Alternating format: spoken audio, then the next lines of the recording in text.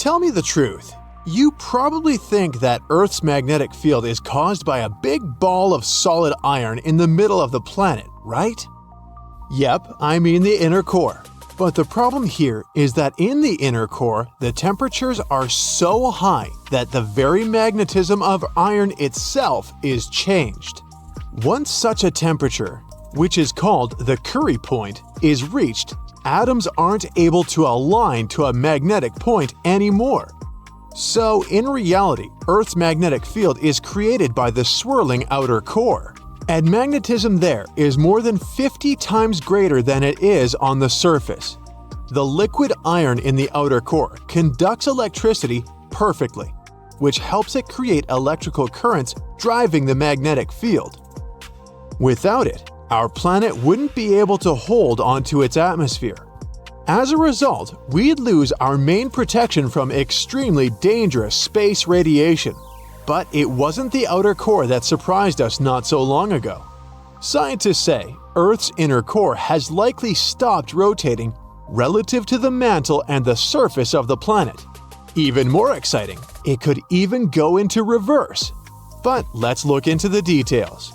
Earth is formed of the crust, mantle, and outer and inner cores. The solid inner core is about 3,200 miles below the crust. It's separated from the semi-solid mantle by the liquid outer core. Yep, the one thanks to which we have the magnetic field. And since this outer core is liquid, it allows the inner core to rotate at a speed different from the speed of our planet's rotation. Earth's core has a radius of 2,200 miles and is almost as large as Mars. It mostly consists of iron and nickel and makes up around 1/3 of Earth's mass. The spin of the inner core is powered by the outer core. It turns out that the slowing of the core started in 2009. Since that time, seismic records, which had previously been changing continuously, have shown little difference. And it makes scientists conclude that the inner core's rotation has paused. But we're nowhere near the scenario of a disaster movie. Apparently, the inner core taking a temporary break is part of its 70-year-long cycle. During this cycle, the core switches directions every 35 years or so. This might influence Earth's magnetic field and the length of the day, but some researchers are skeptical about it. And some scientists even go as far to say that the inner core isn't moving at all. Okay, but what would happen if Earth's core indeed stopped rotating? Well, if it was the solid inner core, the answer would be nothing dramatic. Even if it didn't just reverse the direction of its movement, like it's doing at the moment, but stopped altogether, it would just impact the speed of Earth's rotation. It'd slow down, making our days longer. Plus, with time, it could probably degrade our planet's magnetic field, and it would be bad news. But not as bad as they would be if the outer core stopped spinning. As you already know, without this layer's rotation, Earth would have to kiss its magnetic field goodbye, and that's how the downfall of the planet would begin. Things would start getting shaky. The tectonic plates would begin to slam into each other. You know, like when you're going by bus and the driver suddenly hits the brakes and you end up flying into other unfortunate passengers? Yeah, like that. The sudden collision of tectonic plates would trigger destructive earthquakes along the plate boundaries all over the world. They would wipe buildings, bridges, and roads off the face of the Earth. Water systems, electricity, and phone lines would also be destroyed. But the worst would be yet to come. Without the protective magnetic field, cosmic radiation would start hitting the surface of our planet. These high-energy particles coming from the sun would come in contact with oxygen and nitrogen in our atmosphere, effectively destroying our ozone layer. This would allow even more cosmic rays to reach the surface of Earth. The radiation would damage all kinds of electronic devices and disable power grids. And the consequences would be disastrous, not only for people, but for all forms of life on Earth. The stationary core would make navigating the planet more difficult. People would have to start using trail maps again, since compasses would become useless. It would also make it harder, if not impossible, for migratory animals to find their way. Birds would keep losing directions, and turtles would fail to find beaches where they used to lay eggs. Luckily, we don't need to worry about this kind of apocalyptic scenario. The planet's outer core is very unlikely to stop anytime soon, if ever. Now, do you want to find out something cool? Then listen to this. Our planet's inner core has a core of its own. Scientists have made this discovery just recently. They've learned that this core in the core could have developed around 500 million years ago as a result of some dramatic geological changes. What about other planets? Do they have the same cores as Earth? Let's look at Mars, one of our planet's closest neighbors. Its heart is the size of the Moon. It's also almost twice as dense. Scientists made this conclusion after they got some data about the first observed Mars quake and meteorite impact. Both these events were captured by NASA's InSight lander, which had been monitoring seismic activity on the red planet for 4 years. The researchers also estimated that Mars's core is probably made mostly of a liquid iron alloy with a smattering of hydrogen, oxygen, and carbon. One day, Mars probably had a nice rotating core that supported the planet's magnetic field. There could be warm oceans swarming with life. But then, something must have happened, and on one terrible day, the red planet's core froze in place. It could have led to the weakening of Mars's once strong magnetic field. Its atmosphere was taken away by powerful solar winds, hitting the planet at a speed of several hundred miles per hour, and the red planet turned into a lifeless, dry desert. Now, what about gas giants? Let's take the largest and the most massive planet in the solar system, Jupiter. It's twice as massive as all other planets of the solar system combined. Almost 1,300 Earths could fit into this huge thing.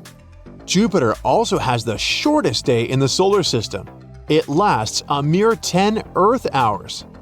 At the same time, the gas giant needs 12 Earth years to complete an orbit around the Sun. Jupiter most likely appeared at the same time when the rest of our solar system formed, about 4.5 billion years ago. Probably the coolest thing about this gas giant is that it has the same ingredients as a star. But unfortunately, or should I say luckily, it hasn't grown massive enough to ignite. Scientists don't know for sure what Jupiter's core looks like. According to most theories, the gas giant has a dense core made up of heavy elements. During its formation, it was probably a collection of debris, icy material, and other small objects like comets and asteroids zipping around. Thanks to their mutual gravity, these bits of matter clumped together, forming larger chunks which later turned into Jupiter's core. At one point, it became massive enough to start attracting hydrogen and helium. More and more gases accumulated around the core until what we today know as Jupiter appeared. There's also a possibility that Jupiter doesn't have a core at all, or it might have existed once, but since then, it's eroded away. Hopefully, we'll find out the answers to these questions soon enough, since Juno, NASA's space probe, is orbiting Jupiter, collecting data about its gravitational and magnetic fields. So, what about the gas giant's magnetic field, you may ask? Does it even exist? Oh, don't worry. Jupiter is surrounded by a ginormous magnetic field called the magnetosphere. The Earth has 3 main layers, 2 parts of the core, the dense, hot inner core, and the molten outer core. Then comes the mantle. And then follows the thin crust, the surface that supports life as we know it. At least, that's what we thought, because now scientists found a new mysterious layer located deep within the solid inner core. Earth's inner core is approximately 2/3 the size of the Moon, and made of nickel and solid iron. It's burning hot. The temperature at the center of our planet is the same as at the surface of the Sun. The outer core can reach almost 10,000 degrees Fahrenheit. It's difficult to explore it because we can't go there. And it's like looking through a really dirty window of 3,200 miles of molten metal and rocks. But we can rely on laboratory experiments on heated pressurized rocks, signals from seismic waves, and computer models. When an earthquake hits, it sends out seismic shock waves. Those waves travel through layers at a different speed, depending on the direction they go and the material they move through. In the new study, a team of scientists set a data set of 100,000 deep earthquakes. Some of them went over 60 miles below the surface. When an earthquake happens on one side of our planet, scientists track its waves all along to the other side. Waves change when they come to the other side, so scientists try to understand the materials these waves have passed through. They found a new layer in the core of our planet thanks to earthquakes. Normally, shock waves travel along the equator, but down below, they digress and go into different directions, about 60 degrees to the side. When waves pass through the inner core going from north to south, they will travel more quickly than waves going through the core parallel to the equator. It's important to understand the core because it creates our magnetic field, which in turn protects the planet from things like solar winds that are charged particles coming from the sun. In the 1960s, we discovered the Earth pulsates every 26 seconds. It's like clockwork, a giant heartbeat. The ground is slightly shaking, but we mostly don't feel it. Researchers can still track it. Some of them think the continental shelf comes as a huge wave break under the oceans. For example, the highest part of the North American continent falls off into a deep abyssal plain. One theory says waves hit this spot, producing regular pulses. It's like having all kinds of drums. You hit them with your hands and accidentally slam that one spot that produces the right harmonic bang to rattle our entire planet. If this theory is true, we're lucky there are no more spots like this that can shake the Earth. Other scientists believe the pulsation happens because there's a volcano near the critical spot, the island of Sao Tome in the Bight of Boni. You're walking, running, and jumping, but when you stop, it always feels like you're standing still. In reality, you're moving even when you're perfectly still because our planet is always on the move. Depending on where you're at, you could be spinning through the universe at more than 1,000 miles per hour. If you're on the equator, you'll move the fastest. Let's say you have a basketball spinning on your finger. Check the ball's equator. A random point on it has farther to go in just one spin than any point near your finger. That means the point on the equator is moving more quickly. The Earth is a planet that recycles all the time. The ground we're walking on is recycled. Our planet's rock cycle turns rocks of one type into another. That's a cycle that goes on and on. The depths of our planet are filled with magma. As magma is going out onto the surface, it hardens into rock.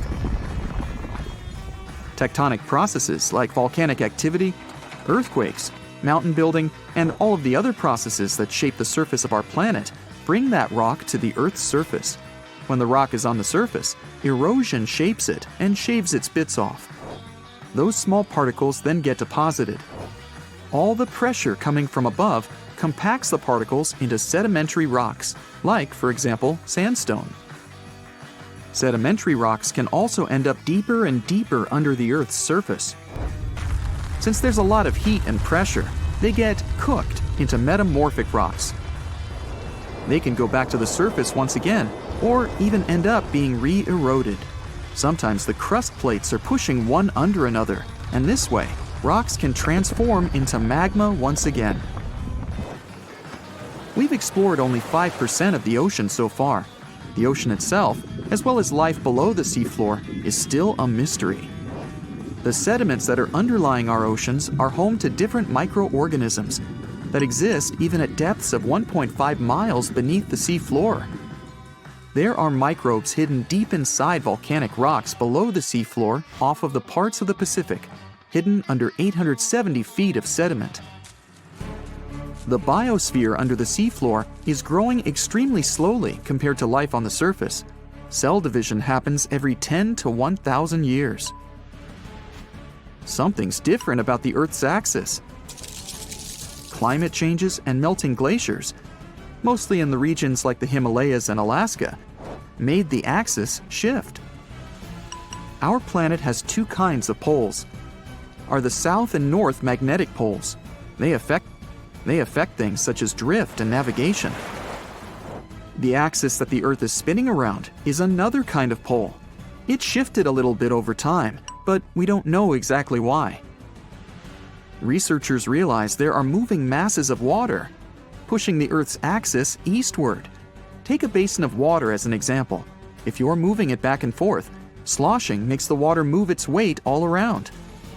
A similar thing is happening on a planetary level. No matter how large an earthquake is, no human could ever feel an earthquake on the opposite side of the Earth, although some people claim they did. In 2013, there was one near the Kuril Islands with a magnitude of 8.5. It went around 400 miles deep. It was so strong, people in Australia reported they could feel the ground shaking. The strongest earthquake happened in Chile in 1960 with a magnitude of 9.5.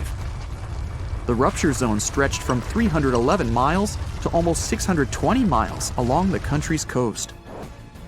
Earthquakes with a magnitude of 10 or higher can't happen. The magnitude depends on the length of the fault where it occurs. The longer the fault, the bigger the earthquake. A fault is a break in a part of the planet's crust. It has rocks on both sides, and they move past each other. We haven't found a fault long enough to generate earthquakes with a magnitude of 10 or more. If it happened, it would extend around most of our planet.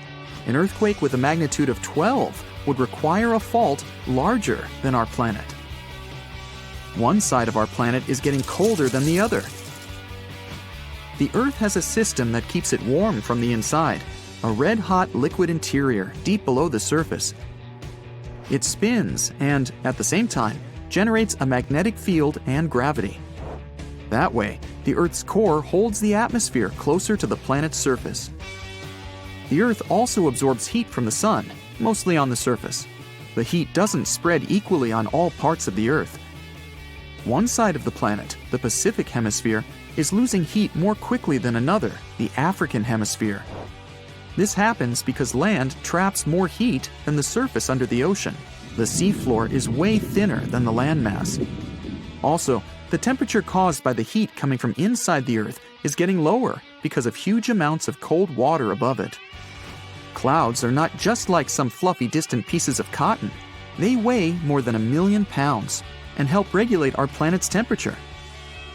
If you take all the water droplets in clouds and bring them to the surface, you could cover the planet with a liquid layer as thin as a human hair. It doesn't seem like a lot, but this water is crucially important for climate. We'd have warmer temperatures if it weren't for the clouds. In February 2025, scientists discovered something shocking about our planet's insides. We've long thought that Earth's inner core is a solid and stable sphere, but the truth may be quite different and a bit alarming. The recent study suggests that the surface of the core might be undergoing structural transformations right at this moment. Researchers from the University of Southern California have analyzed decades of seismic data and discovered that the surface of the inner core appears to deform under the influence of the outer core. We've observed such changes for the first time, but they're likely to explain some peculiarities in the rotation of the inner core. They could even be influencing the length of days on Earth. Now, the inner core of our planet, located about 3,100 miles below the surface, is traditionally described as a solid ball of iron and nickel. However, new data shows that its outer layer may be more malleable than expected. This discovery is based on the analysis of seismic waves from repeated earthquakes near the South Sandwich Islands. The researchers used enhanced resolution techniques to study these seismic signals. They observed anomalies in the waves and made an unexpected conclusion. There must be deformations on the surface of the inner core, and they could be caused by turbulent interactions with the molten outer core. Now, this outer core, composed of liquid iron and nickel, has a highly important role. It helps generate Earth's magnetic field. Before, we really didn't understand its impact on the inner core. But now, the new study shows that the turbulent movements of the outer core could disrupt the surface of the inner core, and that could cause changes in its shape. These disturbances might also explain the gradual slowdown in the rotation of the inner core. Scientists have been observing it since 2010. On the surface, we really don't notice these changes, but they could influence Earth's overall rotation and length of days. The study can help us understand better what's happening deep inside our planet, how the inner and outer core interact, and how that affects Earth's magnetic field and movement. Obviously, direct observation of Earth's core is impossible. That's why scientists use indirect methods, like analysis of seismic waves. It also allows us to deduce the structure and composition of the core. As these waves pass through different layers, they get deflected or stopped, and this can provide us with clues about the nature of the materials they encounter. There are also laboratory experiments. Researchers reproduce the extreme pressures and temperatures of the core and study the behavior of iron-nickel alloys. They use sophisticated instruments, such as diamond anvil cells, and they allow exploration of these extreme conditions. Then there are studies of meteorites. The thing is, some of them come from asteroids with a metallic core like Earth's. Their chemical composition sometimes provides clues about the elements present in Earth's depths. Scientists can also create numerical models. By combining seismic, experimental, and geochemical data, they simulate the internal dynamics of our core. But what would happen if Earth's core suddenly stopped spinning altogether? Well, it's unclear, but we can make assumptions. If it was just the solid inner core that stopped, the answer would be, not much. Even if it didn't just slow down its movements, which is happening right now, but stopped altogether, the main impact would be on the speed of Earth's rotation. Our days would get longer. Over time, it could weaken the planet's magnetic field, which would be bad news, but not as catastrophic as what would happen if the outer core stopped spinning. That's when things would get seriously bad. Without the rotation of the outer core, Earth would lose its magnetic field, and the loss of this protective shield would set off a catastrophic chain reaction. First off, tectonic plates would start colliding in chaotic ways. Imagine being on a bus when the driver suddenly slams on the brakes and you go flying into other passengers or on the floor. The planet would experience something similar, but with tectonic plates. These violent collisions would cause massive earthquakes along plate boundaries worldwide, shaking buildings, bridges, and roads. Water systems, electricity, and phone lines would be destroyed in the chaos. But this would only be the start. Without the magnetic field, cosmic radiation would start hitting Earth's surface. These high-energy particles from the Sun would interact with the oxygen and nitrogen in our atmosphere, damaging the ozone layer. This would allow even more radiation to reach Earth's surface, causing even more damage. Electronics would fail, power grids would collapse, and communication systems would go dark. But the effects wouldn't be limited to just humans. All forms of life would be at risk. Many animals, like migratory birds and turtles, rely on Earth's magnetic field for navigation. With it gone, they would be completely lost. Birds would lose their sense of direction, and turtles wouldn't be able to find the beaches where they need to lay their eggs. Luckily, we don't need to worry about this apocalyptic scenario anytime soon. The outer core of Earth is very unlikely to stop spinning in our lifetime or ever. So for now, we're safe. But to truly understand Earth, you need to go 4,000 miles beneath our feet. Earth has four main layers, from the very center to the surface: the inner core, outer core, mantle, and crust. Now, except for the crust, no one has ever explored these deeper layers in person. The deepest humans have drilled is just over 7.5 miles, and that took 20 years to achieve. At the very center of Earth is the inner core, a solid metal ball about 758 miles in radius, which is about 3/4 the size of the Moon. It sits about 4,000 to 3,200 miles below the surface. Made mostly of iron and nickel, the inner core is incredibly dense. It spins a bit more slowly than the rest of Earth and is intensely hot, reaching temperatures of 9,800 degrees Fahrenheit. It's like the surface of the Sun. The pressure there is staggering, over 3 million times greater than the pressure we feel on the surface. Some research even suggests that there might be an even smaller, denser core inside the inner core, thought to be made mostly of iron. The outer core is also made of iron and nickel, but in liquid form. It sits about 3,200 to 1,800 miles beneath the surface. The heat here comes mostly from the radioactive decay of elements, like uranium and thorium, causing the liquid to churn in massive, turbulent currents. This motion creates electrical currents, which generate Earth's magnetic field. Interestingly, Earth's magnetic field reverses about every 200 to 300,000 years, and scientists are still trying to figure out exactly why it happens. The mantle is Earth's thickest layer, stretching almost 1,800 miles deep. It starts just around 19 miles beneath the surface. Made of iron, magnesium, and silicon, it's dense, hot, and semi-solid. To imagine it better, think about caramel candy. Like the outer core, the mantle also circulates, but it moves much more slowly. Closer to the upper edge of the mantle, between 62 to 124 miles underground, the heat is so intense that it melts rock. This creates a partially melted layer of rock called the asthenosphere. Geologists think that this soft, hot, and slippery layer is what allows Earth's tectonic plates to move and slide. Some of the diamonds we find on Earth come from the mantle. Most of these diamonds form at depths above 124 miles. But rarer, super-deep diamonds may form as deep as 435 miles. These diamonds are brought to the surface by a certain kind of volcanic rock called kimberlite. The outermost part of the mantle is cooler and more rigid, behaving more like the crust above it.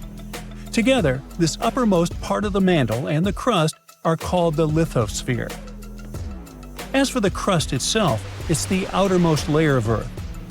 It's about 25 miles deep and makes up only 1% of the planet's mass. And yet, it holds all known life in the universe. Whoa, something doesn't feel right. Everything seems shaky. It's definitely not an earthquake, and it's actually getting worse. The clouds seem to move quicker than usual, and the animals are going into a frenzy. The news anchor pops up on the TV in an alarmed tone and says, "Good morning. We're sorry to interrupt your program. Scientists have just discovered that the Earth's rotation has been fluctuating at an unusual rate. A group of specialists believe that the Earth is increasing its rotation with every second, and they don't know why. Even if the Earth increased its speed by 1 mile per hour, the day would only get shorter by a minute and a half or so. We wouldn't really feel it, and you could go on like nothing is happening. But as the Earth spins faster, our bodies, which are adjusted to a 24-hour timing, will have a hard time trying to cope with it. If you live by the equator, that means the rotation of the Earth is going quicker than at the North and South Pole. The area by the equator needs more time in order to complete its full rotation from the starting point.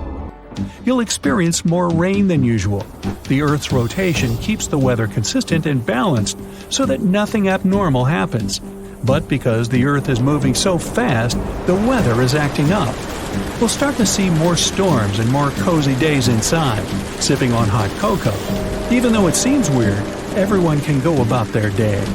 But if the Earth picked up some speed and moved at 150 feet per second, the day would be reduced to only 22 hours.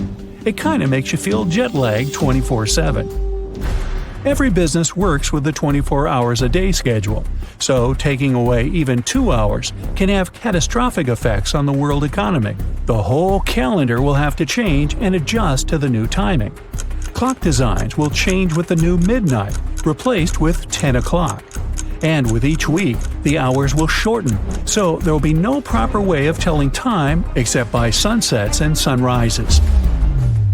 The weather will continue to get worse and worse, feeling like the rain will never stop. The animals that rely on weather patterns won't know how to function, and mass migrations will occur from almost all species of animals. Flocks of birds will be flying everywhere and reach places they normally won't go to, affecting the whole food chain and ecology. Woods, jungles, and other places where animals roam are kept in proper balance when unaffected by humans. If it constantly rains in certain areas, then floods will force animals to move to other territories and compete with the predators in the area. If the Earth picked up speed every day, then standing on a scale in the Arctic would tell you weigh 180 pounds, but around the equator you might weigh about 179 pounds.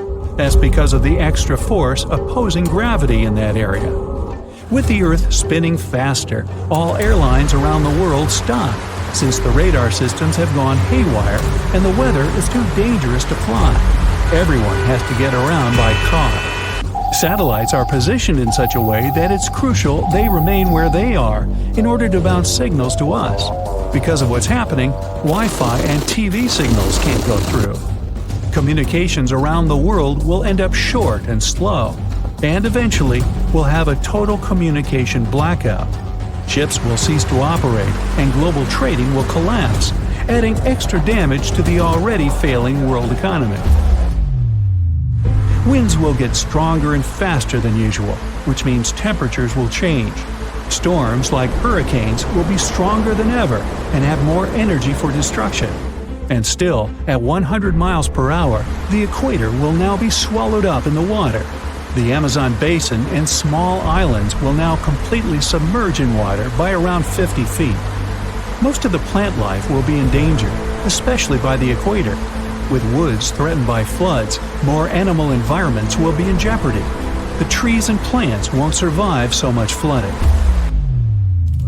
If the Earth rotated so fast that the hours would now be reduced to 15, then we'd probably feel like we're always on a jet plane going through turbulence. It would be impossible to sleep if the Earth kept picking up speed every second of the day. So days would be around 7 hours long as well as nights. The whole world would be flooded, except for the highest points and the tallest mountains. If that happens, humans will most likely end up there clinging to the last remaining clear patches of land. Most of the animal life will be extinct as well. And as the Earth is spinning faster and faster, the crust will lose its durability, allowing more frequent and stronger earthquakes to happen. Volcanoes will erupt all over, even if they're submerged in water. It'll go on like this for quite a while. Many major natural disasters like earthquakes, tsunamis, volcanoes, and even melting ice sheets have sped up the speed of the Earth by milliseconds. So, with the Earth's continuing speed increasing, these natural disasters will make the planet go even faster. Even if it's just for milliseconds, it's enough to have major consequences. The Earth is now spinning at 1,000 miles per hour, and as you're sitting with the rest of the survivors, you feel yourself levitating slightly. You'll see tiny pebbles and rocks floating inches from the ground. The clouds above you are passing like shooting stars. The air is thick with moisture, since water is rising to the top, forming thick clouds ready to pour. But since gravity is weaker, some of the rain is suspended in the air. Many small objects will be floating around as if you were in space. The days and nights won't be longer than a few hours. At this point, the whole world will be flooded, and the crust will be 80% gone. If it goes on any longer, there won't be any living things around, probably except for microscopic creatures that can withstand extreme and harsh conditions. The Earth would need to spin at approximately 17,600 miles per hour to cancel out the gravity for things to start floating around. At this point, all the water in the ocean will rise and look like reverse rain. The large mountain rocks will separate from the bedrock and levitate above the ground, looking like little planets in space. The Earth is now spinning 17 times faster than usual, which makes one full rotation around its axis only 84 minutes instead of 24 hours. If you manage to stay that long, then you'll literally see the days and nights go by in an instant. You'll also be floating aimlessly in the sky, bumping into rocks and other surfaces. You won't recognize anything anymore. The Earth's crust is ripping apart, exposing the magma underneath. So landing on the ground isn't an option. You'll see outer space as you go higher and higher. You won't know how fast you're going, but all you know is that you're probably the only human left in this spinning world. The Earth will eventually spin so fast that the rest of the layers will start to peel off, exposing the Earth's interior. It'll start to squeeze itself from the core until it becomes similar to a pancake. Nothing can survive at this point. So much heat will be produced from the core that the planet will heat up like a microwave. All the water will disappear, and it'll look like a red dot in the solar system. And once it starts to approach the speed of light, time will freeze. The rocks and floating elements won't move and will eventually be distorted. And with enough effort, the Earth will eventually turn into a black hole. Of course, nothing like this will ever happen. According to scientists, Earth will most likely slow down in rotation. Ever since the Moon came into the picture, the Earth has been slowing down by around 4 miles per hour every 10 million years or so. That's because of the Moon's gravitational pull on our little blue planet. It'll most likely go on that way. So hey, what's your hurry? You know, rotation is a funny thing. Not haha funny, but kinda strange. Not only can't you feel it, everything does it. From galaxies to atoms, the universe is taking us for a spin. Strangely, it was more difficult to prove that the Earth is rotating than it was to prove that the Earth is revolving around the Sun. Way back in 1610, Galileo, the father of experimental science, provided the first proof that Earth, and all the other planets, revolve around the Sun. Galileo showed in his telescope that Venus was going through phases like the Moon. The only conclusion possible was that Venus was revolving around the Sun. Case closed. Planets revolve. But it wasn't until 241 years later, March 31, 1851 to be exact, that Leon Foucault proved that Earth was rotating. Foucault installed a giant pendulum from the 220-foot high ceiling of the Pantheon in Paris. That's a lot of peace. An assembly of scientists and journalists watched as the floor turned beneath the giant pendulum. "The Earth turns," they shouted, mostly in French. Another strange thing about rotation is that although the Earth is rotating at a constant speed, the surface of the Earth is moving at all different speeds at all different latitudes. The same is true for every planet and star. At the equator, the surface of the Earth is moving the fastest at 1,037 miles per hour. That's much faster than the speed of sound, which is a mere 761 miles per hour. Halfway from the equator to the North or South Pole, at 45 degrees latitude, the Earth is rotating at 733 miles per hour. Standing at the North or South Pole, it would take you 24 hours just to turn around one time, and that's both boring and cold. One result of these differential rotational speeds of Earth is that it creates belts and bands not only in the atmosphere, but also on the surface of the Earth. Jupiter, of course, is famous for the belts and bands in its clouds caused by the giant planet's rapid rotation of about 28,000 miles per hour. The belts and bands on Earth's surface are somewhat overlooked, but we've got them too. We have white ice at the North and South Poles, and between the two poles, there are alternating belts and bands of dry sandy desert and moist green vegetation. This essential geography can be seen most clearly when we view the Earth rotating in space. Space agencies use the differential rotation of the Earth to their advantage. They launch their rockets as close to the equator as possible. NASA uses Cape Canaveral near the southern tip of Florida. And the ESA, the European Space Agency, uses the Guiana Space Center in French Guiana, South America, almost exactly at the equator.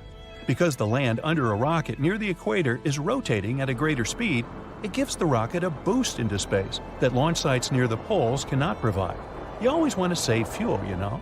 Speaking of Jupiter, as I did about 3 paragraphs ago, the axis of rotation of the big planet is even less inclined than that of the Sun. The Sun is tilted at an angle of around 6 degrees, while Jupiter is only tilted 3 degrees. Jupiter stands almost perfectly upright, which combined with the great speed at which Jupiter is rotating, its entire day is less than 10 hours, it turns Jupiter into a giant gyroscope. Jupiter's gyroscopic stability, combined with its massive gravity, gives stability to the whole solar system.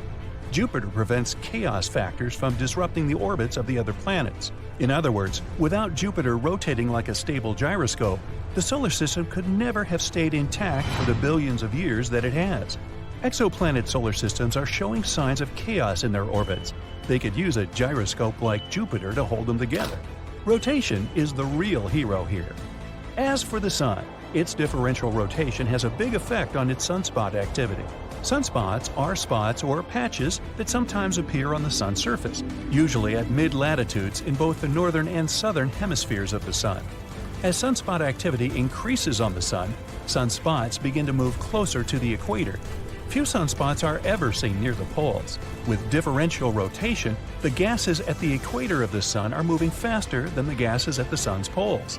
This differential motion of the gases twists the magnetic field lines in the Sun, causing them to snap. Sunspots are magnetic eruptions rising through the surface of the Sun, hurling electrified gases far into space and emitting intense ultraviolet radiation, often in the direction of the Earth. Uh-oh. Well, have no fear, Earth's differential rotation protects us. Not only does our Earth rotate differentially on its surface, but also down into its center. Studies of seismic readings of shock waves from earthquakes indicate the metallic core of the Earth is rotating slightly faster than the surface of our planet. Scientists think that the differential rotation of Earth's magnetic core within the slower rotating metallic liquid creates the magnetosphere arising from Earth's poles and extending far out into space. This magnetosphere keeps Earth safe from electrified gases from the Sun. Hurrah for rotation! Far out! Now, the 9.0 megaquake in 2011 off the coast of Japan rearranged the mass of Earth's crust and caused the rotation of Earth to speed up. The day got shorter. Not much shorter, 1.6 millionths of a second, but we are accustomed to seeing the Earth's rotation slowing down. The Earth rotating through the tidal action of the Moon's gravitational effect on the oceans drains kinetic energy from the Earth's rotation, causing the planet to slow down. Each day is becoming longer, about 0.02 of a second longer. Well, I need to adjust my watch.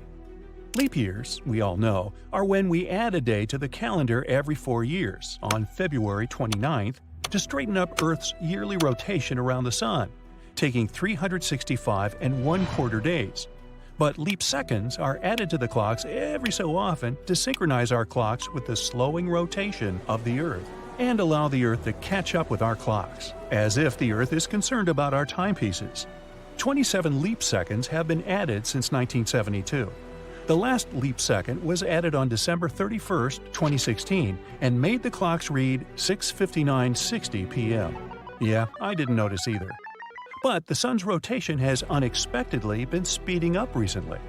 Usually it takes 86,400 seconds for the Earth to rotate, as measured by an array of atomic clocks in different locations on Earth and coordinated by a special service in Paris. Yes, they pay people for that. July 19, 2020 was the shortest day ever recorded, a whopping 1.46 milliseconds less than the usual 86,400. Gadzooks! If this keeps up for another 5 years, they may have to add a negative leap second to synchronize our clocks to Earth's increasing rotation. Computers and satellites won't like to see their clocks read January 1st at 0 o'clock, and they say time can't go backward. At least the Earth hasn't started rotating backward or stopped rotating altogether. That would be catastrophic. Everything would crash forward at whatever differential speed it was rotating on Earth. Yet that appears to be what happened to the planet closest to Earth, Venus. Venus rotates very slowly backward, in retrograde, and that is very unusual. How so, you ask? Well, there are several theories to why Venus rotates in retrograde motion, while all the other planets rotate in prograde or forward motion. Liquids inside a rotating sphere, like a planet, have a lot of inertia. That's why when you take an egg from the fridge, for example, and try to spin it, it won't spin. The liquid inside is just sitting there. Its inertia is resisting your attempt to spin it. However, if finally, after many turns, you manage to get the raw egg to rotate, it's hard to get it to stop spinning. If you do pick it up and put it back down, the egg will start rotating again, because the inertia of the liquid inside it is still going forward. you only stop the shell from spinning. Something like this may have happened to Venus. Wait a minute. Venus? Backspin? Tennis? I think there's a connection here somewhere. We know that on Venus, the planet, one day is longer than 1 year. It takes longer for Venus to slowly rotate around backward one time than it takes Venus to orbit the Sun once. But Venus is slowing down dramatically, and by 6.5 minutes in the last 25 years. If there still is liquid inside Venus and the movement continues, we might see Venus completely stop spinning backward and start rotating forward again. Come on, Venus, let's get with the crowd. This business of retrograde and prograde rotation has got quite a bit of mystery to it. It seems that everything tends to rotate in prograde motion. If you shape your right hand like a ball and stick your thumb up to indicate north, then curl your wrist towards you, that's prograde motion. Your fingers on the left side of your hand are moving towards you. Black holes, solar systems, galaxies, atoms, stars, etc. all seem to rotate prograde, depending on which angle you view them from. Experiments at the Large Hadron Collider indicate that subatomic particles spin toward the left, prograde. It's starting to look as if we may be in a left-handed universe. Then why is it so hard to find a left-handed manual can opener or measuring tape? I don't know. It's a mystery. Every April, a group of scientists observes the faint glow of asteroids passing by our planet. One year, they realized there was something weird shimmering in their telescopes. The team expected it to be another asteroid, but they ended up very surprised because what they discovered was an unusual space rock that didn't consist of the minerals that usually make up asteroids. It was made of silicate, the material mostly found on the Moon. They named it Kamo'aliwa, which is a Hawaiian word that means wobbling celestial object. The rock didn't match any near-Earth asteroids scientists had already been familiar with. Instead, that piece had a pattern of reflected light similar to that of the moon rocks astronauts had brought back from NASA missions. This fragment turned out to be a quasi-satellite, which is a kind of asteroids that orbit both our planet and the Sun. It repeatedly circles Earth and has a quite unusual tilt. That's the reason you can only see it in the night sky once a year. The fragment is pretty shy, too. It never gets closer to our planet than 9 million miles. That's almost 40 times as far away as the Moon. Plus, this space body often hides in the shadows. Scientists have figured out the piece won't stay in this orbit for a long time. It probably arrived at its current position about 500 years ago, and its orbit is likely to change in the next 300 years. This fragment may not be alone out there in space. There are at least 3 more similar near-Earth objects. They may have all come from the same place. Researchers aren't sure yet about the nature of the rock, but they can find out more about this unusual space object if they send a spacecraft to collect samples and bring them to Earth. That's something China's space agency is planning to do later this decade. Now, the Moon appeared in the middle of chaos. There are several theories about how that happened. The first one claims the Moon used to be just a wandering body, similar to an asteroid. It formed somewhere in our solar system. Once, it approached too close to Earth and got captured by our planet's gravity. The second theory says that our planet was spinning so quickly that some material broke off and started circling around it. One of the largest pieces was the Moon. The third theory says that the Moon was formed at a time when our planet was going through its own formation process. But today, the most widely accepted theory goes like this. Once, a long time ago, but not in a galaxy far, far away, Earth collided with a Mars-sized planet. The debris and clouds of dust from the collision gathered around our planet and started circling it. Eventually, something that we today know as the Moon formed there. Apollo missions brought more than 1/3 of a ton of soil and rock from the lunar surface. These rocks show that the Moon had mostly the same building materials as our planet. This might mean they have a common history.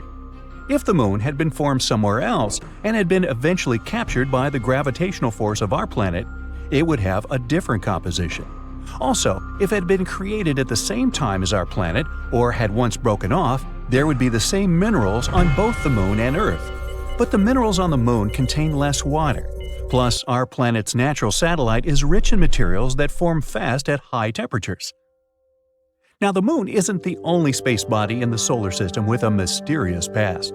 Hippocamp is Neptune's moon, discovered in 2013. It's the smallest moon of this ice giant, a mere 21 miles across. It's very close to Proteus, the biggest of Neptune's inner moons. And no, Hippocamp is not a place for big African mammals to spend the summer. Scientists think Hippocamp probably formed from debris after Proteus collided with a comet. If Hippocamp had entered Proteus's orbit from some other place in our solar system, the bigger moon would have either swallowed it or booted the tiny moon away. But not even Proteus itself is among the first generation of Neptune's moons. It was formed from the remains of the planet's earliest system of moons. Those first moons were destroyed when Neptune captured Triton, currently the largest of its moons. The main evidence proving the collision was likely to happen is the fact that Triton circles around Neptune backward, unlike other moons orbiting the planet. Neptune captured Triton from the Kuiper Belt. That's an area filled with icy objects and rocky debris stretching beyond Uranus. That means Hippocamp is a third-generation moon, kind of like a second cousin twice removed or something. Now, the Sun also had a turbulent past. Our star appeared about 4.6 billion years ago. It's hard to study its early stages of life since that happened 50 million years before our planet was even formed. But recently, a team of researchers has discovered crystals that are over 4.5 billion years old. Hidden deep within meteorites, they've revealed some things about the past of our Sun. Before the planets were formed, our solar system had consisted of a central star and a massive disk of dust and hot gas spiraling around it. As the dust and gases cooled down, they turned into minerals, including the crystals found in the meteorites that landed on our planet. Those ancient materials were irradiated, unlike some younger substances. Researchers think something might have happened to the Sun after those crystals were formed. Perhaps the activity of our star was less intense then. Or maybe, for some reason, these younger materials couldn't travel to the areas where irradiation was possible.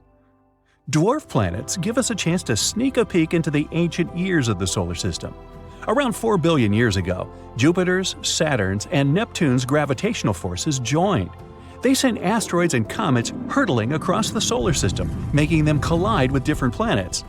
All the dwarf planets from the Kuiper Belt, for example Pluto, Eris, Haumea, Makemake, have their own moons that likely formed after some powerful collisions. Icy debris in orbits similar to Haumea's, for example, can prove the theory of an ancient collision. The debris it created simply didn't have enough energy to float away from the dwarf planet's gravitational pull. Ceres, another dwarf planet, has ammonia-rich clays on its surface. Ammonia isn't stable at the temperatures prevailing on Ceres, but there's plenty of this substance in the outer solar system. It means that Ceres was probably formed in those outer parts and got kicked inward.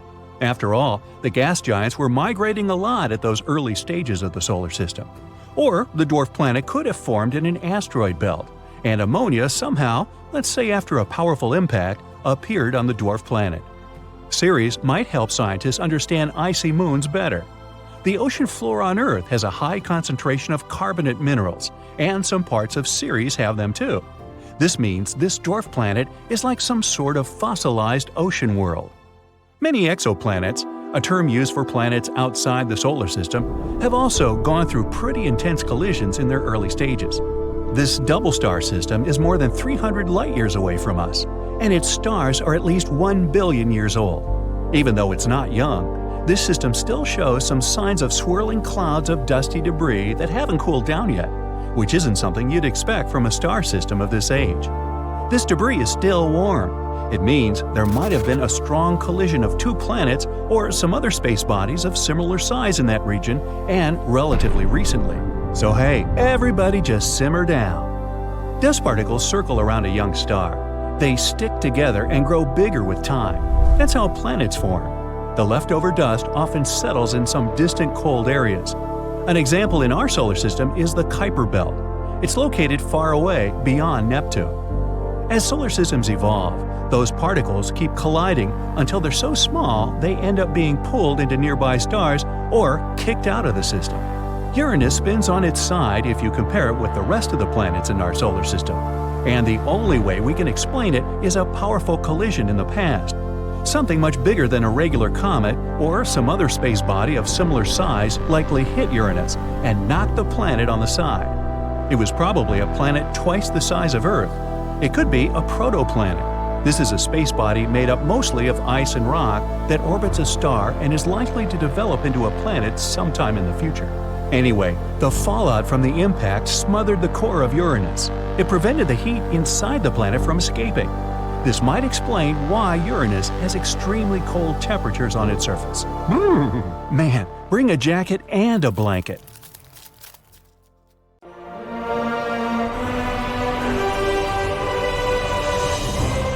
So get this, the Earth acquires 40,000 tons of mass every single year. More and more people are being born, new buildings and structures. You might think that's something that adds mass, but nope, since it's created out of existing matter on the Earth, it's actually dust falling from space to our planet. That dust consists of vestiges coming from our solar system, like space bodies that never managed to form into a planet, or asteroids and meteors that fell apart on their way and now drifting around. Our planet is there like a giant vacuum cleaner that pulls in all those particles of dust powered by gravity. So yes, Earth gains weight, but some calculations also say the entire planet, including the atmosphere and the sea, is losing around 50,000 metric tons of its mass annually. Gases like hydrogen and helium are within our planet's atmosphere, but they're so light gravity can't retain them there. So huge amounts of those gases escape our planet every year.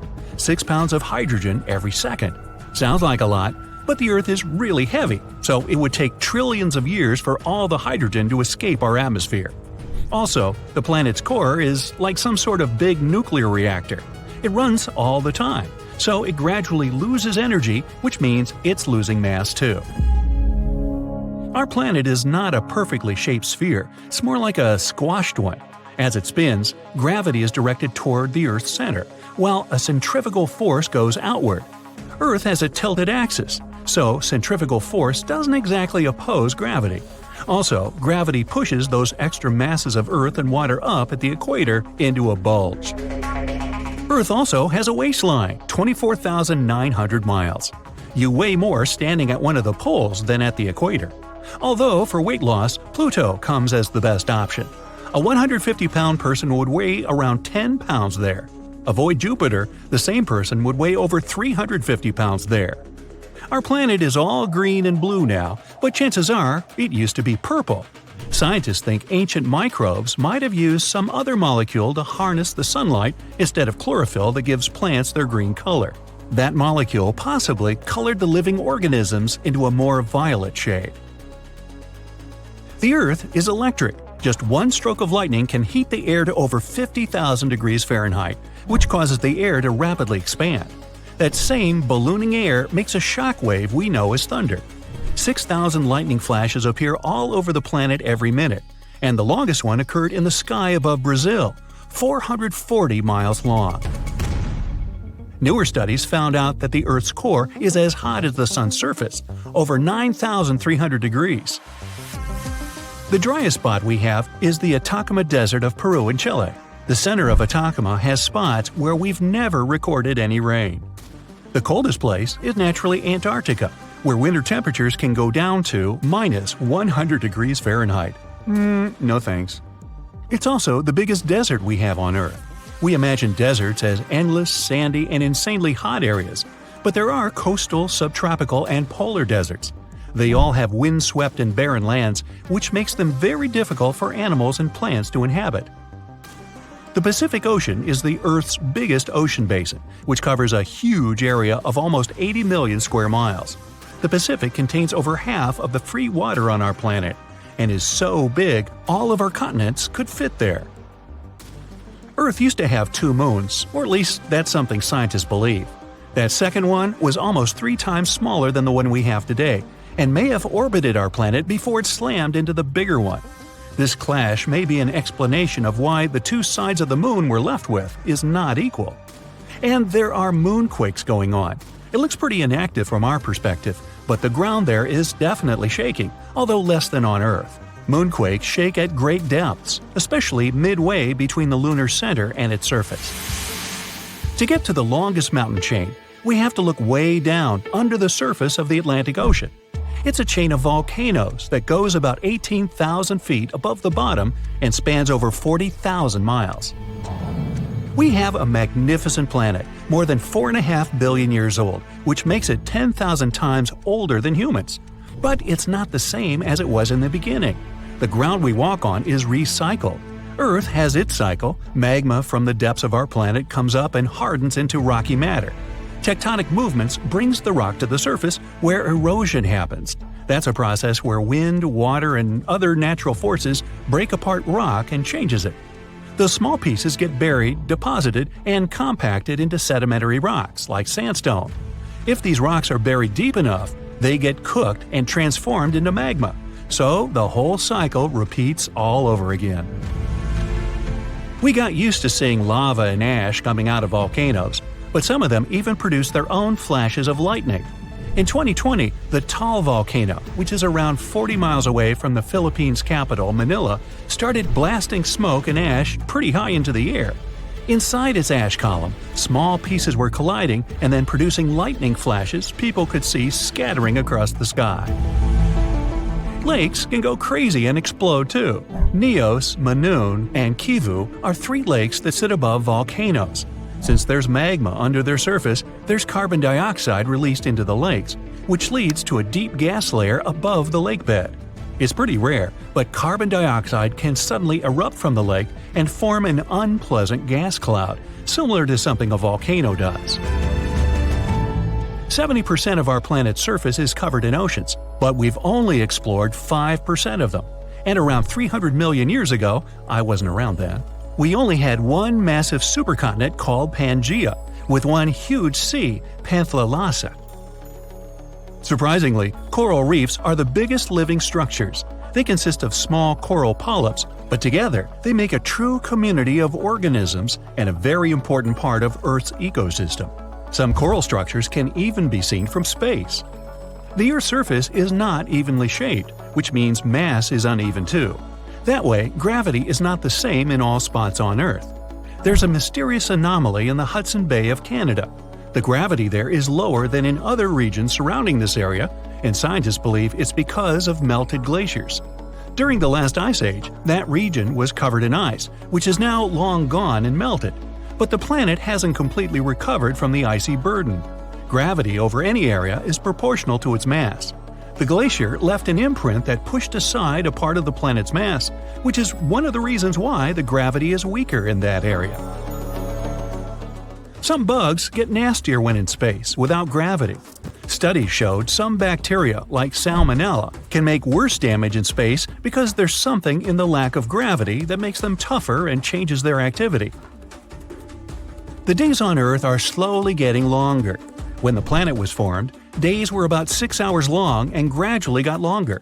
620 million years ago, a day lasted 22 hours. Today, we have 24 hours, but it's increasing by around 1.7 milliseconds every century. This happens because of the Moon. It's slowing down our planet's rotation with the tides it helps create. When the Earth is spinning, tidal ocean bulges are pulled a little bit ahead of the Moon-Earth axis. That makes some sort of force that slows down the rotation of our planet, which is how our days are getting longer, but really slowly. We'll have to stick to our 24-hour schedule for a very, very long time. Earth's core certainly seems to be far away from us, but the distance is not that big, 1,800 miles. That's shorter than Route 66. The strongest earthquake we ever had was in Chile, a magnitude 9.5. If an earthquake ever reached magnitude 12, it could split our planet in half. Also, if there's an earthquake happening, it can hit more than 400 miles under the surface, which is why people on the other side of the planet can literally feel that. Our planet has around 100 million times more individual viruses than there are stars in the universe. Clouds are not some fluffy things whose shapes we sometimes like to watch. They actually help regulate the temperature of Earth. If we could pull out all water droplets in clouds and bring them to the surface, that would cover the planet with a liquid film as thick as a human hair. And yet, such a small amount of water brings enough differences with the weather and climate. Our planet would be 13 degrees hotter if it weren't for clouds. Okay, imagine there's a huge hot ball hidden inside the Earth. It's floating in an ocean of molten metal. This ball also spins on its axis, but it moves faster than the rest of our planet. This is what the Earth's core looks like. The solid metal ball is the inner core, and it's 750 miles thick. That's roughly the distance between New York and Chicago, and the whole thing is made up of hot iron and nickel. The outer core is the molten ocean. To reach the edge of it, you'd need to dig a tunnel into the Earth that was about 3,700 miles long. But you would hardly want to go there because it's the hottest point on the planet. The core temperature is 11,000 degrees Fahrenheit. That's greater than the surface temperature of the Sun. Another incredible thing about this place, the gravity at the outer core is 3 times stronger than that at the Earth's surface. This means that if we could somehow find a way to live near the core and you threw a stone there, it would fall 3 times faster than normal. It would become 3 times heavier. You would also become 3 times heavier. Now that doesn't bother you so much because things far worse will soon happen. Living conditions in the core would be the exact opposite of life on the International Space Station, and it'd be a lot harder than living on the surface. It would be difficult for you to even hold a fork in your hand because of just how heavy it would feel. Eating lunch would become a serious challenge. You'd break into a sweat just from writing with a pen on paper or typing on a computer. But if people could ever get used to these conditions, they'd become a lot stronger. Humans have learned to use the heat coming from inside the Earth as a source of energy. Some companies use this energy to heat water, which creates steam. This steam is used to power turbines that produce electricity. If the core ever cooled down and that heat disappeared, this kind of electricity might become very expensive. Some parts of Earth might become very dark, as people went back to using candles and fires to light things up at night. And you could forget about using your electric car as well, because charging it up would be just too much money. Phones, computers, the internet, all these things would cost a lot more. But this would actually be the least of our worries. Oh, just wait for it. The hot core's rotation creates the Earth's magnetic field. This field is like a shield that protects us from the sun and outer space. If the shield disappears, solar and cosmic radiation would pass through the atmosphere. The electricity supply would become seriously unstable. Microwaves, televisions, kettles, traffic lights, and computers could all be damaged. The screen of your laptop or phone would turn on and off randomly. Videos could freeze, and the batteries could run out in a second. Satellites would stop working, which means there wouldn't be any GPS system to rely on anymore. Say goodbye to navigating with your phone's map. Radio equipment would also stop working, so you wouldn't be able to make calls or send messages. Even now, when our magnetic field is working normally, solar flares can still create magnetic storms that disrupt electronics and affect people's health. Some people are sensitive to these storms and can get really bad headaches. If the magnetic field disappeared completely, every person on the planet, along with plenty of animals, would get seriously painful migraines. Scientists would have to invent special helmets that protect people from exposure to the magnetic storms. If the core cooled down and you became lost in a forest, it would be really difficult for you to find your way home even with simple equipment.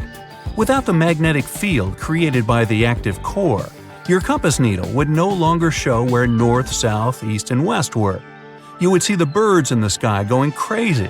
They wouldn't know what direction to fly in for the winter, because south would no longer exist. In fact, no animal would be able to migrate anymore. In the sky, the location devices on planes would stop working. That means no more air travel until people find a new way to navigate. But hey, let's look on the bright side, because that's what we do here. You wouldn't have to go to the North Pole to see the northern lights anymore. Auroras would appear in the night sky everywhere. These occur because charged solar particles run into the magnetic lines stretching from north to south. But these lines will disappear if the Earth's core cools down, and the particles will light up the sky all over the world. A frozen core also means the tectonic plates will stop moving. There will be no more earthquakes anywhere in the world. But that's not as good as it sounds. The movement of these plates creates faults on the Earth's surface. They give us access to important minerals. With no more movement, producing fuel could become a lot harder. The price of gas might go up. Most people would have to stop driving their cars. There would be a lot more bikes and horses on the road, maybe some llamas. Volcanoes would also stop erupting. If the core cools, the magma cools. People who live near large active volcanoes would no longer need to worry so much. But there would be a downside to this. Volcanoes contain a huge amount of useful substances and minerals. The soil around volcanoes is very fertile, which is really good for agriculture. So more people would now have to eat artificially created food.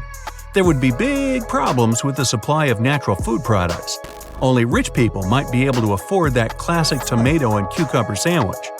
But the worst thing would be the long-term exposure to radiation, which is seriously bad for our health.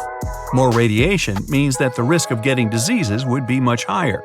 People would have to build special shielding to protect themselves from solar radiation.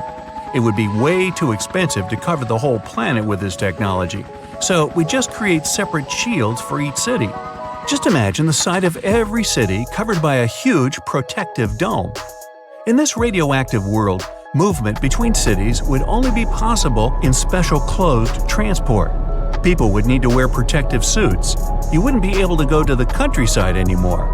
Anyone still living in a village or a small town without much funding would be forced to live underground to protect themselves. Plants and animals would also have problems. Herbs, flowers, and trees would receive huge doses of radiation and wouldn't be able to bloom. Livestock wouldn't be able to eat grass and hay. Milk, cheese, and yogurt would be in real short supply. Plants would have trouble producing oxygen. The magnetic field not only protects us, it protects our atmosphere.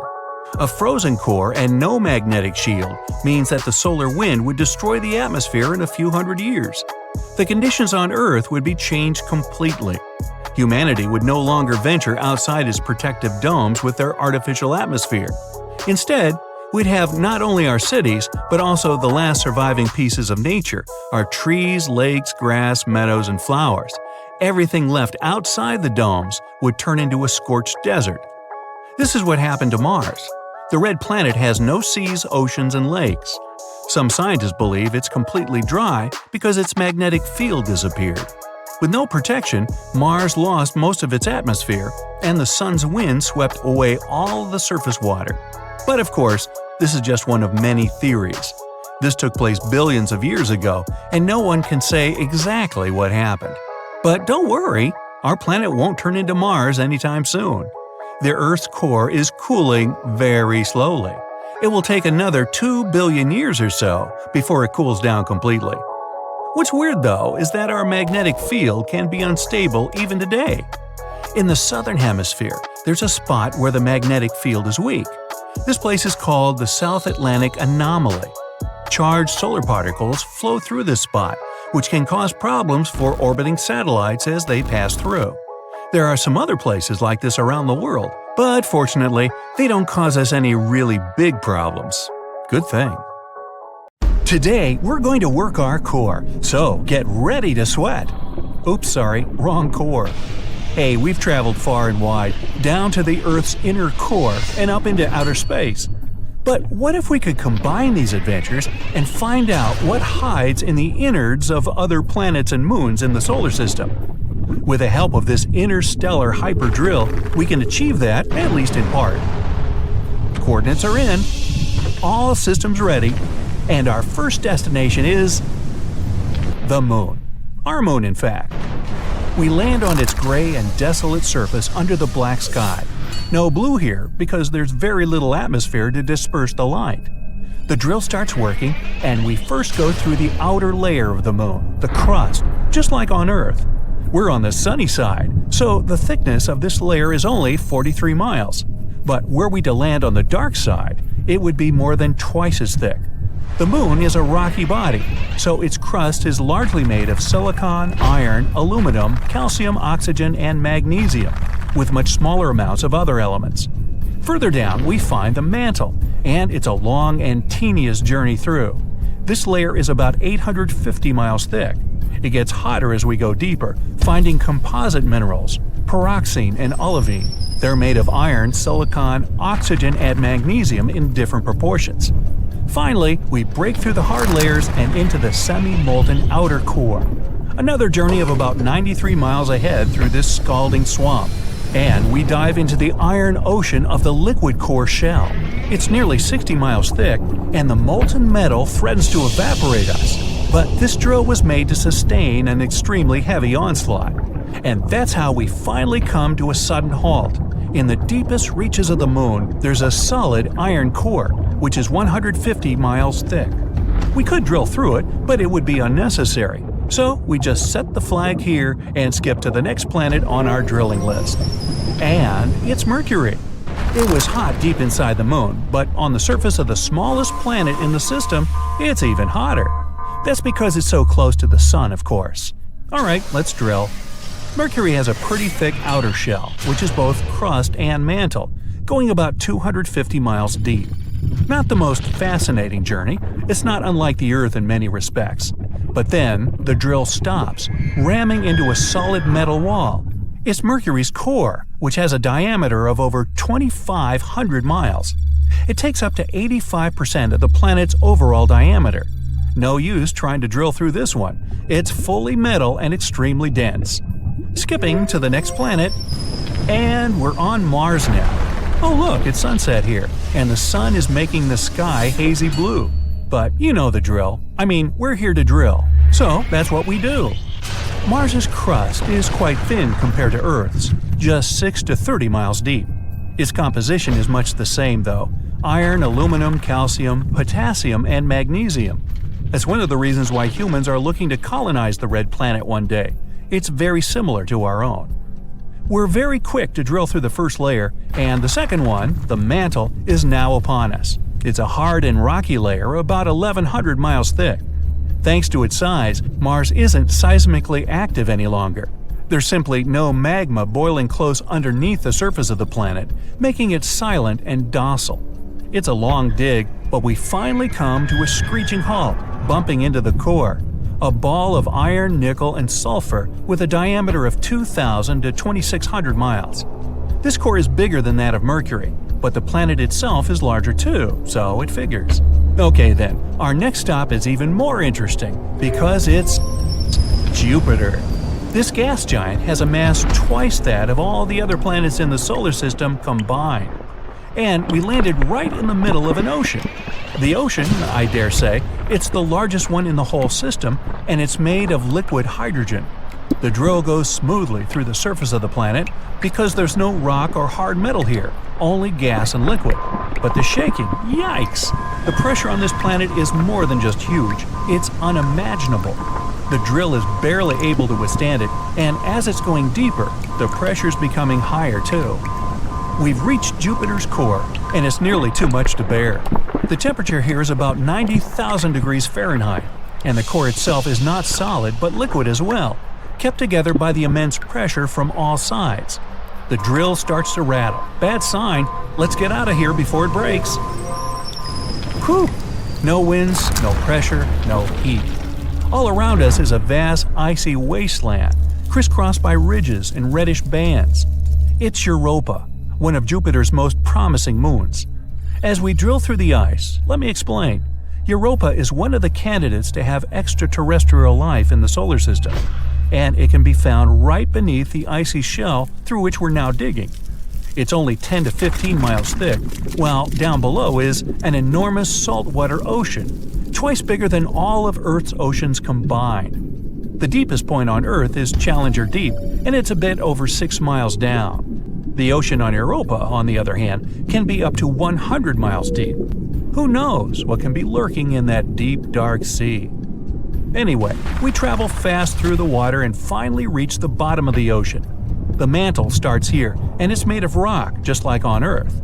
And not much deeper in, we find the metal core of the moon. Europa is a little smaller than Earth's moon, so it's no surprise we reach its center pretty fast. Okay, skip drive on. Let's go further. Oh, I'd rather we drill in as fast as we can. Just look around, it's blazing here. We're definitely on Io, another moon of Jupiter, and the most volcanically active world in the solar system. Look, that volcano is twice the size of Everest, and it's erupting right now. Thankfully, we're under Io's surface already, but that's not to say we're safe. It's all molten down here too. mostly yellow and brownish hue due to the huge amounts of sulfur. The stench must be horrible. Anyway, the most peculiar feature is that both inside and outside, everything's always on the move on Io. Jupiter and its other moons create tremendous tidal forces, making the surface of Io swell over 300 feet up and down. Like the largest tsunamis on Earth, only here it's not water but rock. The deeper we go, the calmer it gets though, until we're finally at the iron core. It's still hot here, but at least there's no shaking and swelling like above. Let's put up another flag and go to the next point. And that would be Saturn, the second largest planet of the solar system and the one best known for its spectacular rings.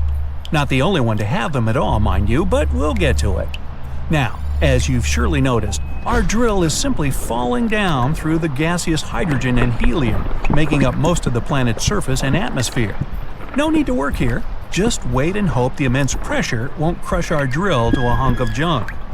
At last, the pressures become so enormous that we find ourselves in the liquid hydrogen, and here we start diving. Soon we'll reach the solid core of Saturn. Here we are. It's made of iron and nickel and is actually quite small compared to the rest of the planet. Well, the last destination awaits, so come on. And here we come, Neptune. The drill immediately deploys anchors because the winds here are extremely powerful.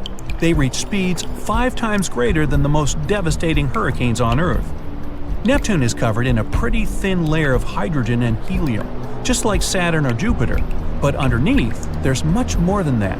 It's hot, windy, and lonely here on the outskirts of the solar system. So let's dig already. Beneath the gases, there's suddenly a bubbling hot mass of water, methane, and ammonia. Phew! These substances are hot, despite Neptune being called an ice giant. The name comes from its core. Deep inside, where we're quickly headed right now, a small ball of rock and ice sits all alone. And despite the boiling temperatures above, the ice beneath is ever cold. So hey, take a look. This is our planet's crust, its outermost and thinnest layer. And here's the mantle, it's way thicker. And this is the core. Wait, what's happening here? Uh-oh, the core is leaking right into the mantle. Quickly, we gotta stop the leak. What do you mean it's been going on for millennia? Earth's core is actually a very intriguing thing overall. Its unique properties, ranging from housing a mysterious metal orb to being nearly as hot as the sun's surface.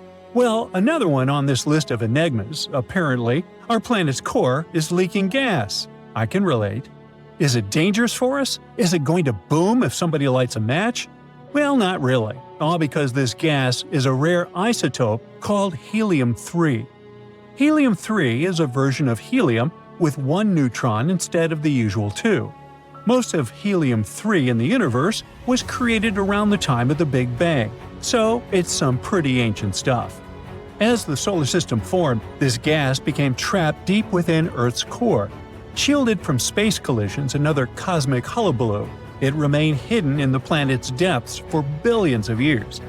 Now, we've known for quite some time that occasionally, trace amounts of helium-3 escape to the surface, but no one has known the exact mechanism behind this leakage.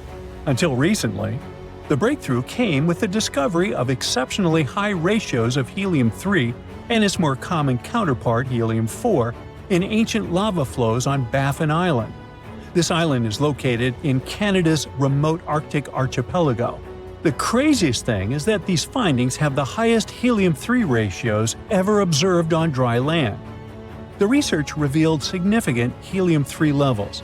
It might mean that the volatile elements from the solar nebula, that's the cloud of gas and dust that gave birth to our solar system, have remained in Earth's mantle since the earliest stages of the planet's formation.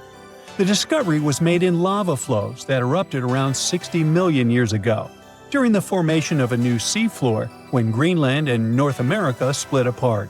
But hey, it was amicable. The research team, led by Forrest Horton from the Woods Hole Oceanographic Institution, used advanced techniques to measure the helium trapped in olivine crystals within the rocks.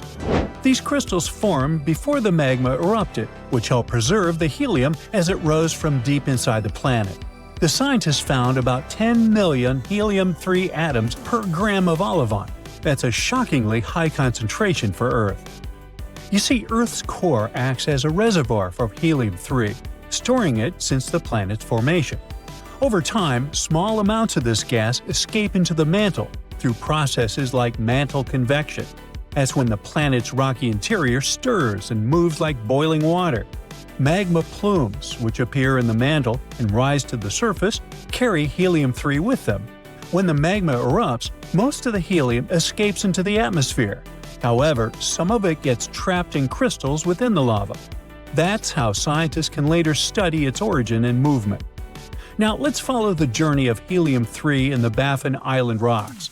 It began at least 100 million years ago. Mantle plumes carrying the helium likely took tens of millions of years to reach the surface. It means helium-3 has been leaking from Earth's core for millennia. It also means that our planet most likely formed in a solar nebula containing helium-3 and other noble gases. Baffin Island is an ideal location for studying Earth's deep interior. Its volcanic rocks are remnants of ancient lava flows that erupted when the North Atlantic began to open. The researchers traveled by helicopter to the remote island, which boasts towering cliffs, icebergs, and even polar bears. Local organizations helped the team access the area and ensured their safety during the expedition. The discovery of helium-3 leaking from the core raises new questions about what other elements might be stored deep within Earth. Could it be significant amounts of other light elements, such as carbon and hydrogen? These elements are critical for life and could provide further insights into the planet's habitability and evolution. For instance, the core's lighter-than-expected density might be explained by the presence of these elements.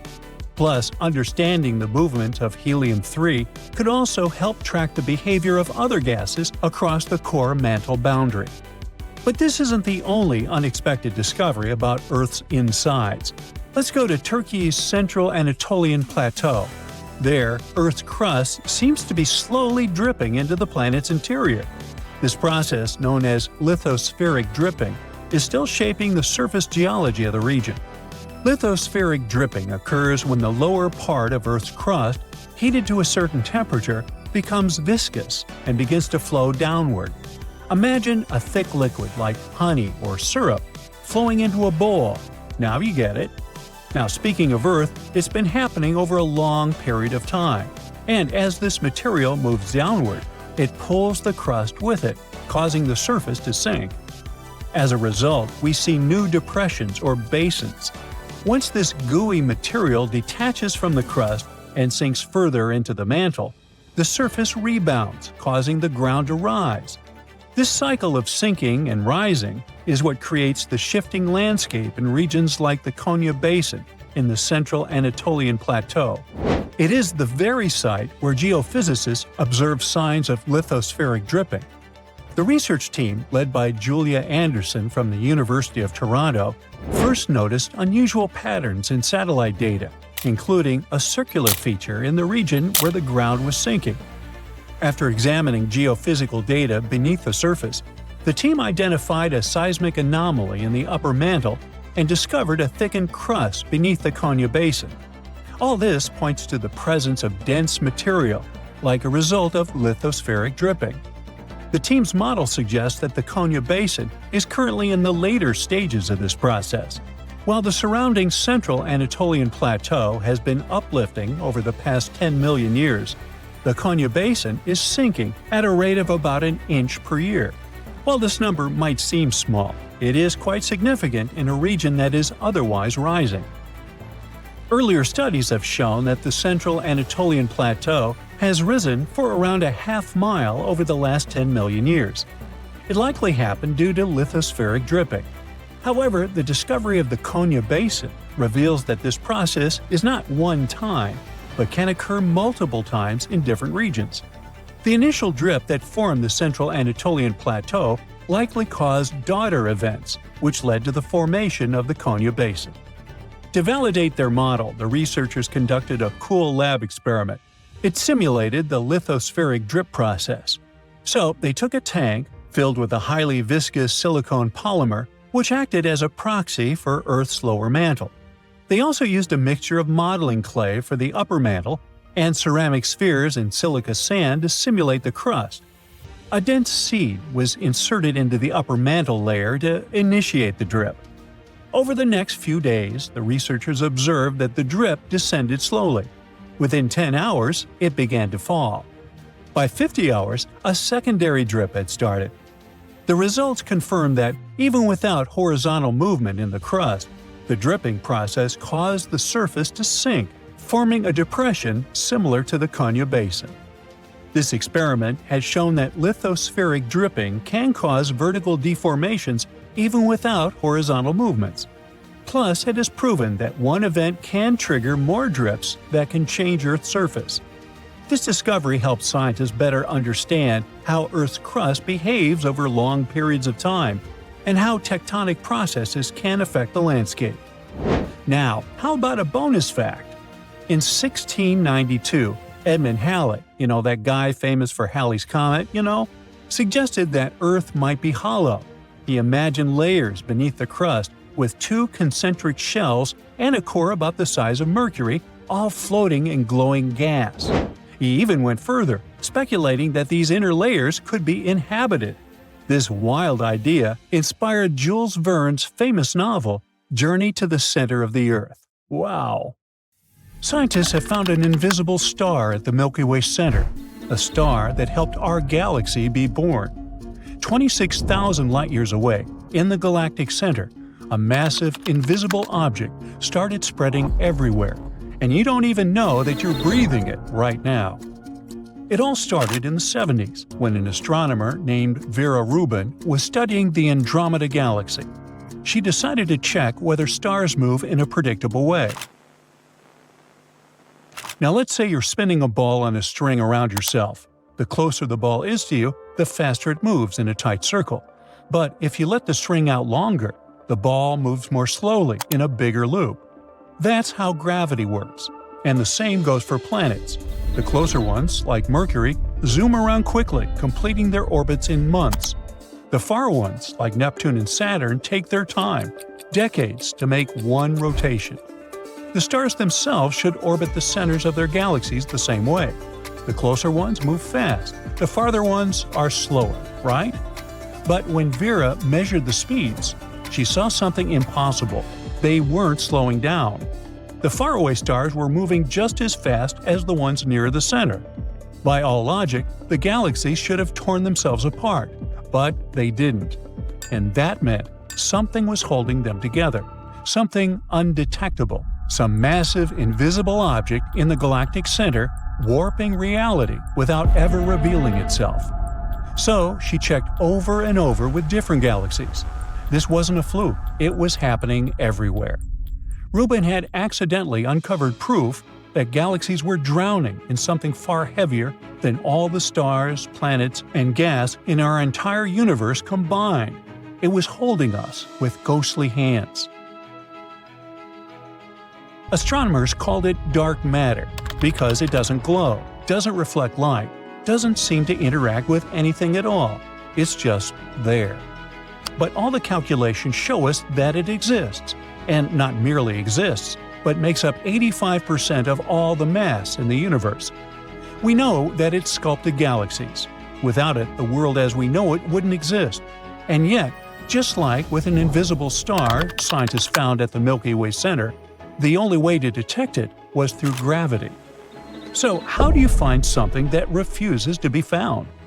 Recently, scientists discovered there might be an invisible star at the Milky Way's center, and this fascinating discovery might finally help us understand what dark matter looks like. They began looking for dark matter's fingerprints, any signs of its presence anywhere. They studied how galaxies moved and smashed particles together in giant machines, hoping to create tiny bits of dark matter in the lab. This didn't really lead to anything. They didn't even know what to look for. Is dark matter even made of particles? There was a theory that suggested that it's made of ghostly particles that barely touch anything, or even weirder ones that might flicker in and out of existence in the blink of an eye. There was a problem, though. If dark matter really worked like that, then the centers of galaxies should be packed tight.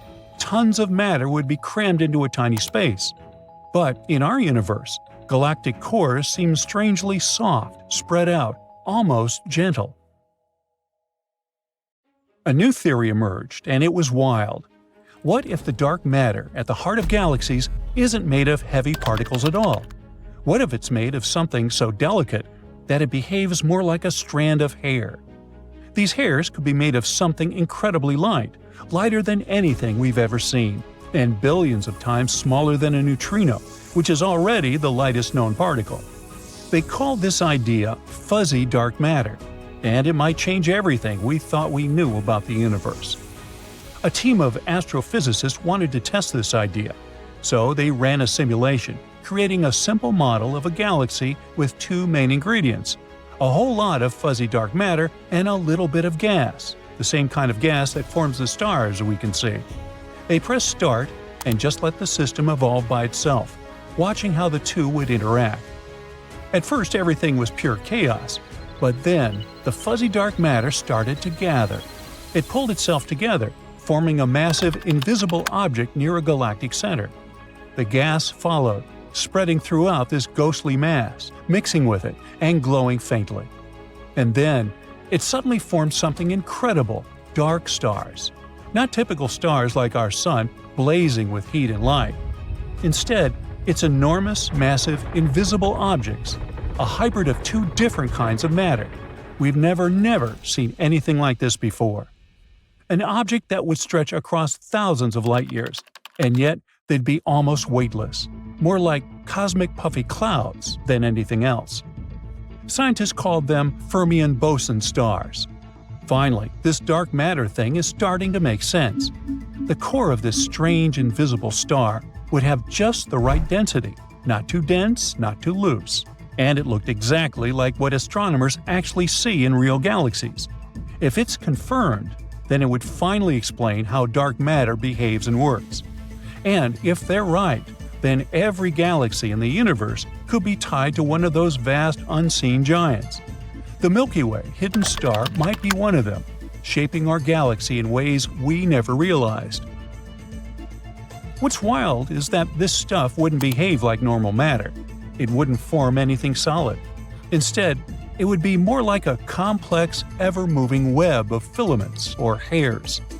This also means that Earth might be completely surrounded by it. Dark matter still follows the rules of gravity. As it moves past planets and stars, gravity pulls it into focused streams, so it's both hugging and passing through our planet, wobbling consistently. If we could see them, they might look like glowing invisible threads everywhere, and they'd pierce right through the planet, stretching far into space. But this is only the beginning. Now scientists need to refine their models, make them even more detailed, and compare their predictions to real galaxies. But this dark star discovery in the galaxy's center isn't our only clue. Luckily, the universe has given us a way to look for that fingerprint: gravitational lensing.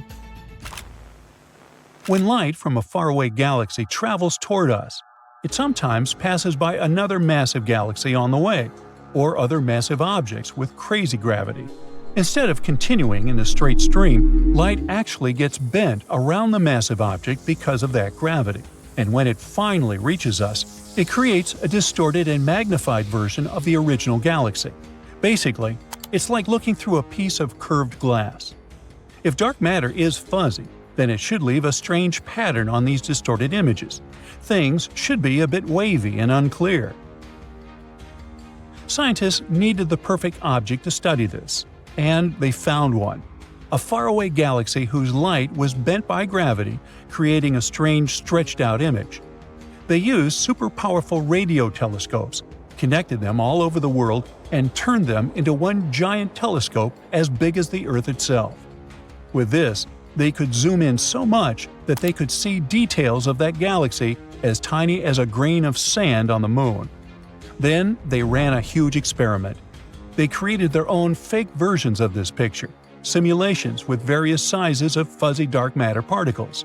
And at a certain point, they found the perfect match. This helped us calculate the exact mass of dark matter particles before we even detected them. and the clues are leading us right to our own galaxy. It seems like densest parts of these hairs, the roots, might be super close in the cosmic scale, just tens of thousands of miles from Earth. That's close enough for a space probe to reach. Now that scientists have found this invisible star at the Milky Way center, we just need to study it up close, send a mission to one of these roots, and then we might finally crack the greatest space mystery of all.